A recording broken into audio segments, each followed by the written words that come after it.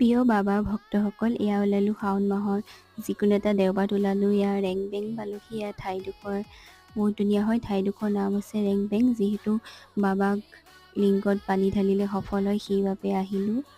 তাৰপাছত এয়া স্নান কৰিলোঁ পবিত্ৰ পানী দি। এয়া বন্তি জ্বলোৱা হ'ল। অলপ টাইম ৰেষ্ট লৈ এয়া ওলাই দিলোঁ। খোজকাঢ়িবলৈ আৰম্ভ কৰি দিলোঁ। ইয়াতে খোজকাঢ়ি অলপ ৰেষ্ট ল'লোঁ।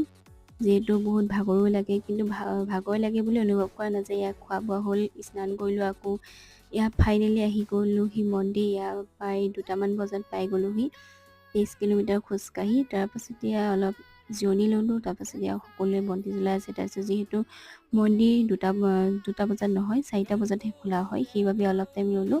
ৰোৱাৰ পাছত এয়া লিংগত পানী ঢালি কৰি আহিলোঁ ঘৰ। আৰু এইটো হৈছে নেক্সট দেওবাৰ, যিহেতু পানী দৰকাৰ হয় বুলি আমি গম পাওঁ, সেইবাবে আমি পানী দিলোঁহি। আজিৰ ভিডিঅ'টো ইমানেই আছিলে। ধন্যবাদ।